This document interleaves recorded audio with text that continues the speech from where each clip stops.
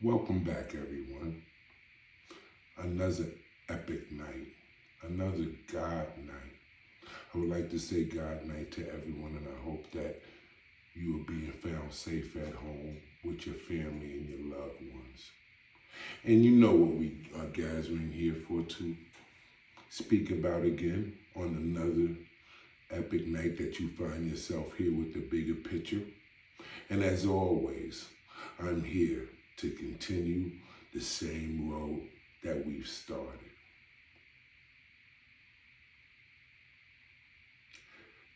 To expose the liar. So, again, let's prepare for another epic episode of The Truth versus the Liar. Christ versus the devil. Good versus evil. Now, as we see, and as I continuously express to you, I found myself within a war because the liar is pumping lies into the community. And if the lies are being pumped into the community, into the heads of the people, who's being affected? My children, my brothers and sisters, my kin, which is all human family. So, if I stand with the truth, must I stand against the liar? And yes, I must. Because he lied to me as well, all through my childhood. Lied to me about false gods. And he lied to me about some other things that I want to talk to you tonight about. So let's get right into it. So, I was driving down the road tonight, and I was thinking about you guys, and I was thinking I have to come on and speak with you guys. I've been busy for the last few days. I was actually out of the country. Shout outs to that. I'll probably share some footage and stuff like that with you guys later on that. But I was taking it relaxed, to help with my anxiety issues. And I was thinking, when I was driving down the road, what is my most prized possession? And that was a good thought when I started thinking about it, because immediately I know it's not the house, it's not the cars, it's not the jewelry, it's not the clothes, it's not the materialism. You see, the liar make that you guys' most prized possession. It's clear. But for me, I already knew that's far from it. So then I thought about my family, my loved ones. And I immediately said, oh yeah, that's my most prized possession. But as I was driving and I began to really think about that, I said, no,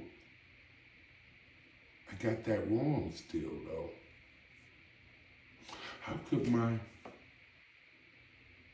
family be my possession? So that got me to thinking of how deep of the lie that we're in. So let's look at possession. In order to possess something, you must own it, have it, and control it. Own it, have it, and control it. All three must be together. Your loved ones, it's more of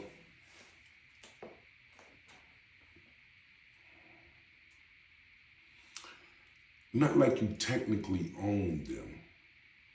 Is you, even with your wife or your husband, you're more in like equal agreement. You're more like merged into like a equal yoke.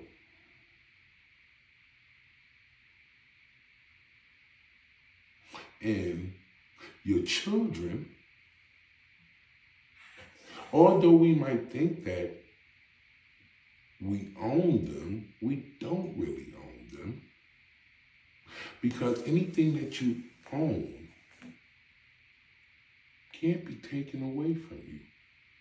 Hope that don't go over many of you heads. But anything you truly own can't be taken away. Then don't forget the control part. Own, have, control. Many of you don't even have your kids, so you can X that out. So I realized as I'm driving, I don't possess anything.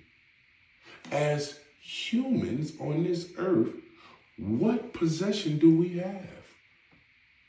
No, we don't have any possession because we are not in that lane to have a possession. This opens up a lot now. So now we got to get in the scripture and see what the scriptures really say about this. So we know that the scripture says that you are not of yourself. You have been bought and paid for. So not even yourself you own. You have been bought and paid for. Bought and paid for. Who sold you? Who bought you? Very interesting. Okay, so that means you are a possession. Wow. So as humans, we're a possession. Got it? I'm following. Are you? Who possesses us? Here we go. So we're not the ones that get possessions. We're actually the one that get possessed. Is that in the scripture?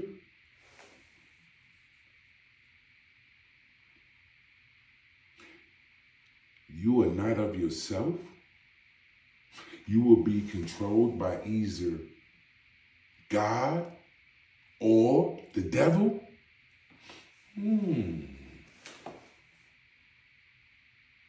See. So either you're a possession of God or you're a possession of the liar.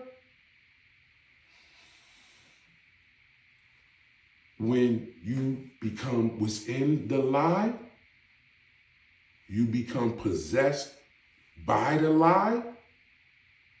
And what is the lie? That you could get rich? Oh, that you could get this money? You could get that bag, you could get that car, you could get that girl, you could get that house, you could get those clothes, you could get all of these materialistic things that you will never actually possess, but you get the trick in your mind. From who? The liar. who really possesses you with the lie. This is really good here. So I'm driving along the road and I'm really thinking about this. I'm like, okay, so I don't own anything.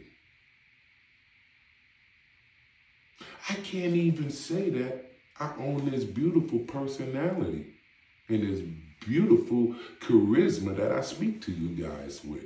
I don't even own that. It's a gift. Everything that we have, including ourselves, is a gift. Now, it's a gift from who?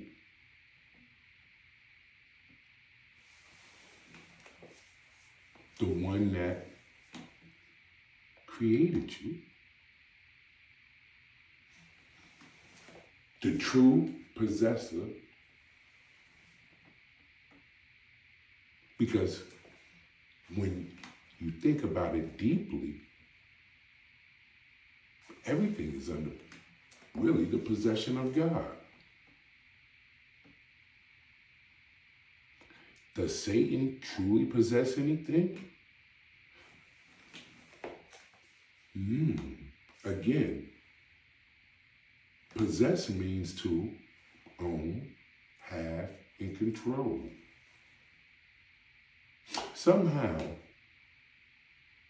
through the lie, he has gained temporary control of this world, and he has gained temporary control of you.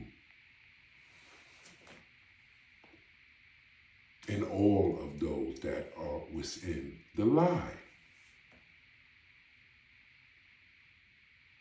But thank God that he's not the owner.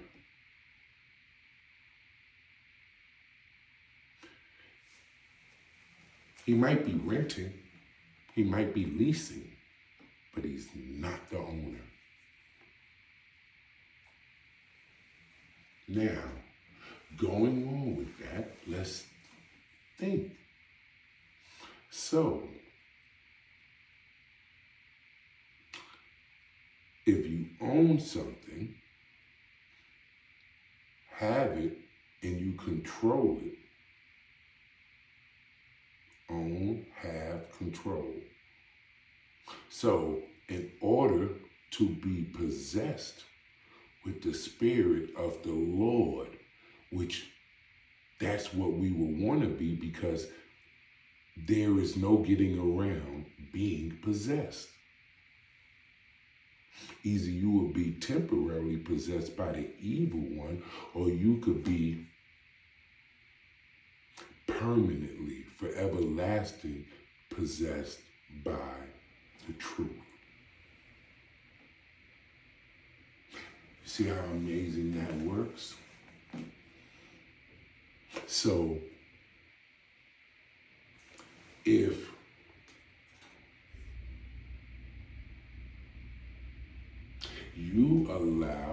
we allow ourselves to be within truth, we have a forever lasting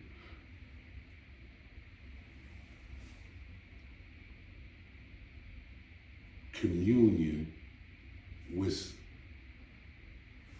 the owner. Why? Because the owner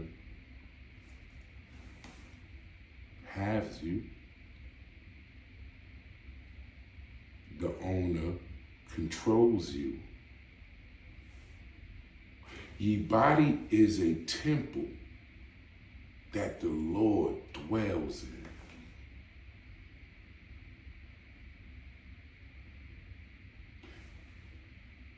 This whole entire body is a possession of the Spirit. And who is the Spirit? Does the scripture not tell us God is a spirit.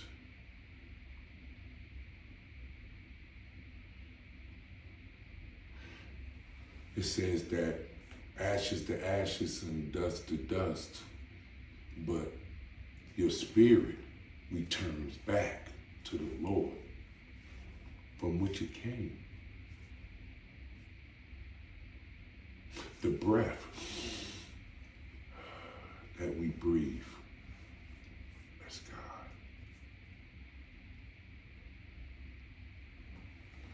When that breath stops and you're no longer able,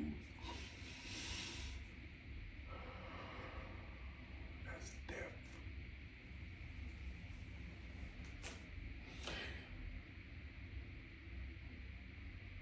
We don't want to get possessed by death.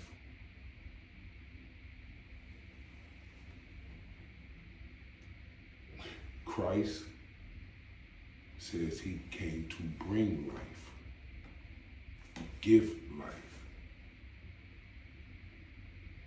in abundance for everlasting. God wishes for no man to perish.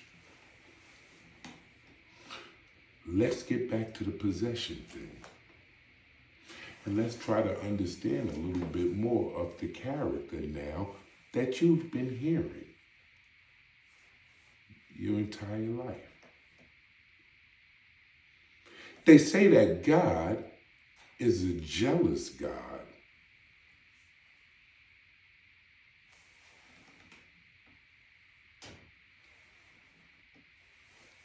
Own, have, and control. So, here it is. I've already realized that I own nothing, like we just discovered. But there are some things that, in an illusion for a temporary basis, that I think that I own, have, and control, even though now we understand on a higher spiritual level it's nothing. But let's think about those things that I think that's in my possession. I first told you my family.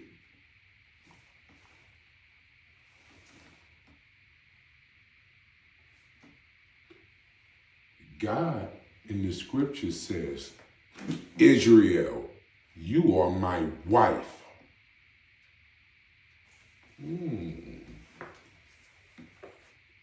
Also says that we are his children.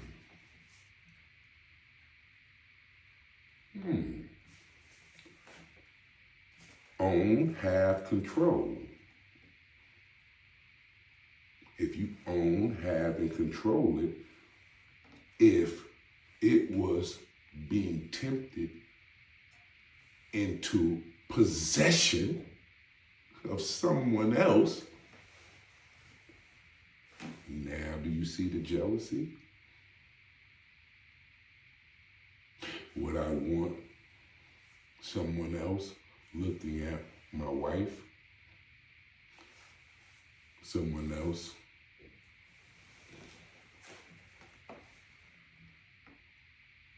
acting like a father to my children?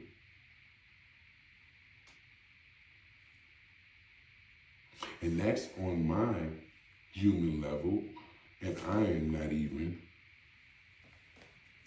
able to own it. It's an illusion that I have became aware of. But now, let's look at the true owner, who truly owns you, me, and everything. Own, have, control, all must be in unison. So, you see why the liar tells these lies to you? Because it takes you out of control.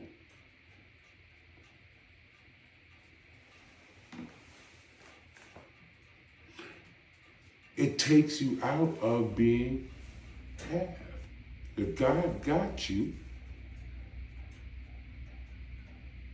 you wouldn't be tempted in the mind through the poison of sin, which always comes through the liar manipulating your brain for possessions.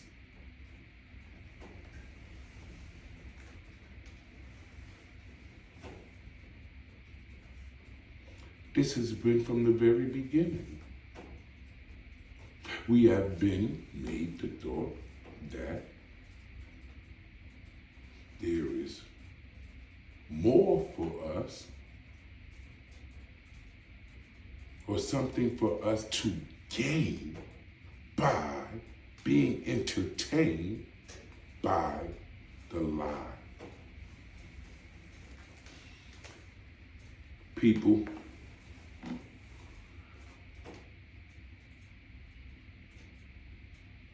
God is going to give us what he wants to give us. Be very careful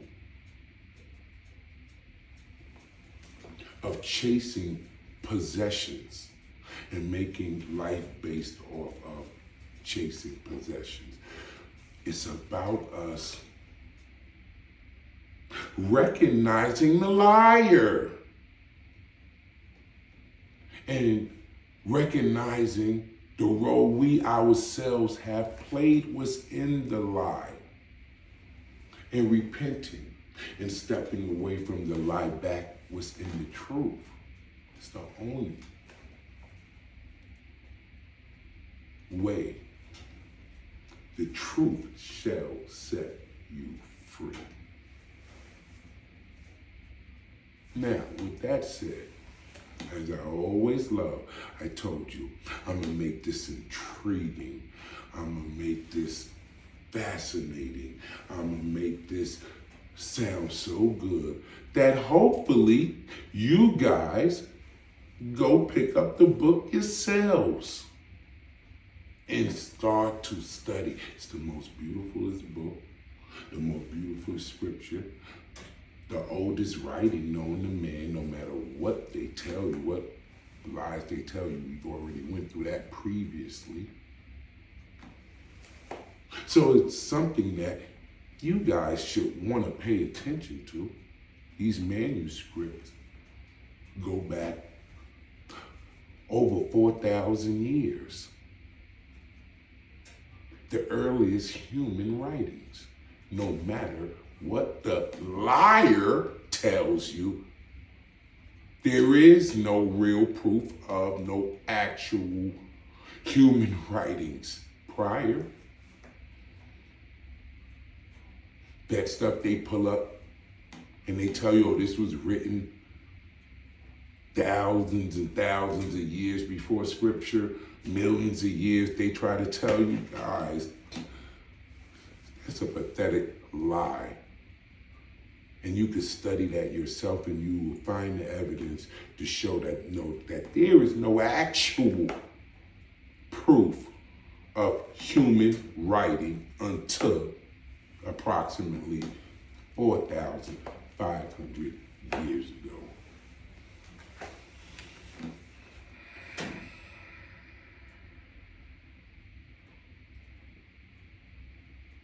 Now, getting back to the possession. In the scripture, Jesus spoke about this. Look it up, open the book, study these stories. Jesus spoke many times in what you call parables, stories that explain deep things that some would hear and some would understand. Some wouldn't, because it wasn't meant for them. So even when I speak, I don't expect for all you guys to understand what's being said. Many of you laugh and think it's a joke. Just like in the days of Noah. Now, there was a man Jesus spoke of. And this man had great fruit yards that he had housed for his fruits. But he had so much that he went out and said that he will build bigger ones. Tear down the old ones because they wasn't big enough anymore. And that he will build bigger barnyards for all the fruit. Then once he built all the bigger stuff, that he could eat, drink, and be merry, and he had plenty of stuff, food stored up, like money in the bank for some of you guys. Got plenty of money in the bank. God said, you fool. You stored all of that up, and little do you know, you die tonight. And where's all your stuff gonna go? Where's all that gonna go? Your death comes tonight.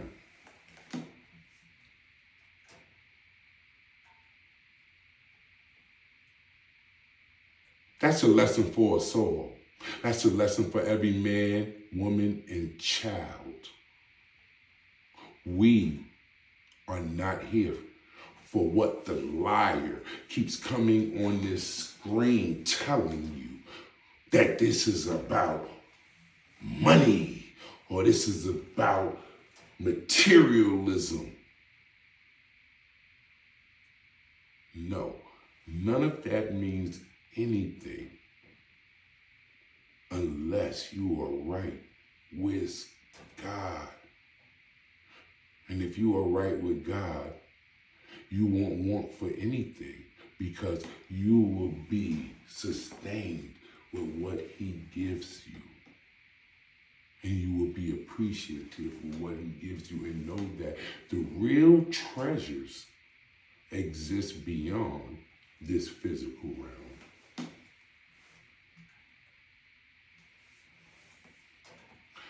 I hope many of you caught this. Remember, I understand that this is only for some. So I will say, those who have ears, let them hear. Those who have sight shall see. We have to escape the liar and the lies and stop being so entertained with the liar. The truth might not be as entertaining to you guys. I don't get hundreds of thousands of views.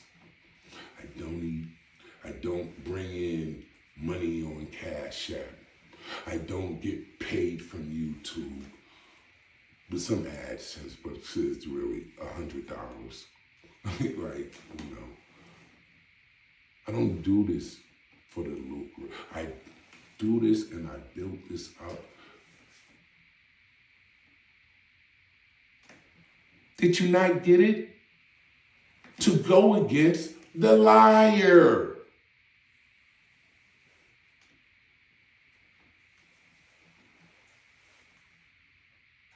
To not only put the truth out there for myself, my children, your children, the people of the planet Earth, God's children.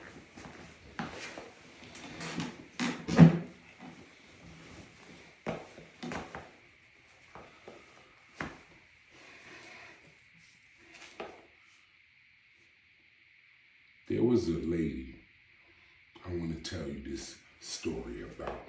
Another one of these interesting stories, fascinating stories to get you guys intrigued. There was a woman who went went to church every week.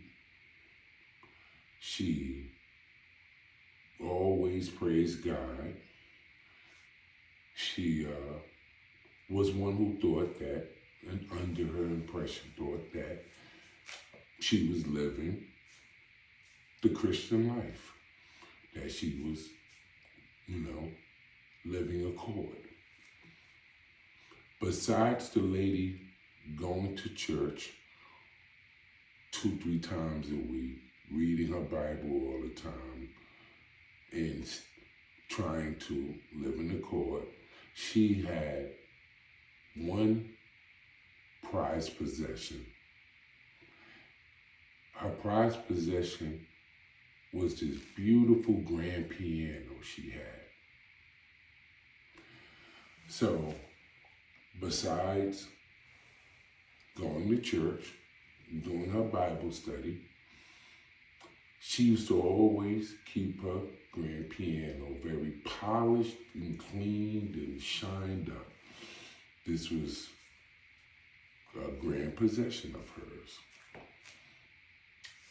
or as she thought. So, she's keeping the piano nice and sparkly, cleaning it up. And when she leaves out to go to church or go to the store, the only time she's really apart from the piano. So she thinks to herself, well, what if one day someone breaks into the house when I'm not there? They're gonna steal the piano. So being that this is a prized possession to her, she's trying to figure out a way how she could hold on to the piano without the piano being robbed by thieves and vagrants that, will come by and rob. So the lady comes up with a brilliant idea to herself to get a rope. So she says, if I tie a rope around the leg of the piano and I tie it to my own leg, that it would be literally almost impossible for the thieves to be able to get away with the piano, because wherever they would go, I would have the rope tied to my leg and be able to, find where they took the piano or get back to the piano. So the lady goes ahead and does this. Everything is going smooth. Like I said, she still goes to church, still praises God, still does her studies. So one day, as we know, that will come, the resurrection came. Now, as we said, this lady was pretty much in accord. She studied, she, followed the Lord, she went to church. So, evidently, she's one of the ones that was being caught up. So, when she was getting ready to get caught up to the sky, she was so happy the Lord is here, she's being caught up to the sky to him. And when she get halfway there, she gets stuck. When she looks down to see what's holding her from being caught up with the Lord, she sees the rope tied to her leg and the piano back on her. Let that be a lesson to you. The scriptures also tells you, where your treasures are, so shall your heart be. As I always tell you guys, the night is soon coming to an end.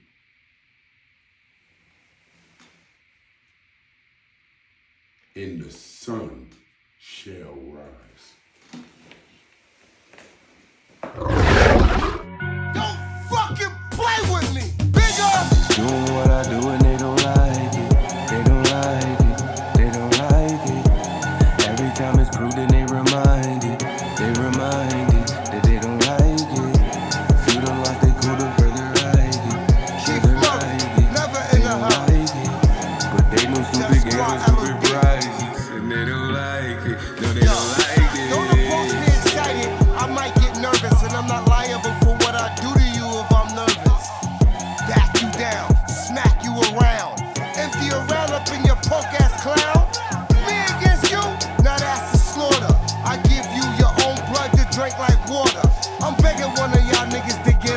place.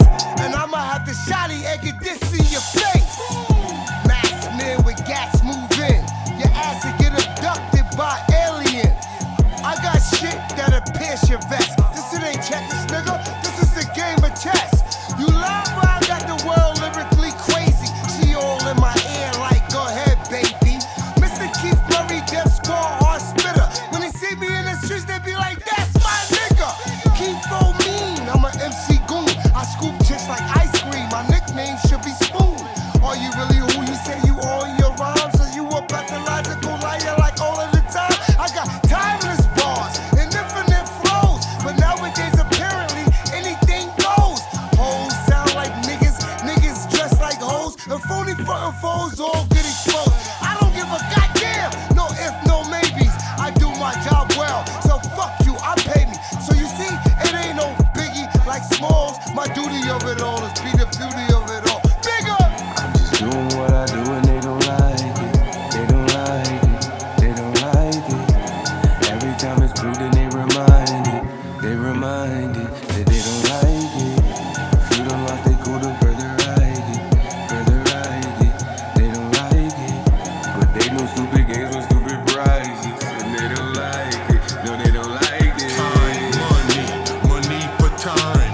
Please keep it like the exchange, no crime. We all must die, it's biblical. I see your reflection, it's a miracle. United we stand, divided we fall. And you thought you was nice, lie recall. He said hip hop, so I said hooray. Treacherous rhymes like Keith Murray. Celestial will too, alien. Ain't no bail for the hell you in. He said, ease up, Jesus. I said, little G, need Jesus. Praise your life, you could die twice. Raise the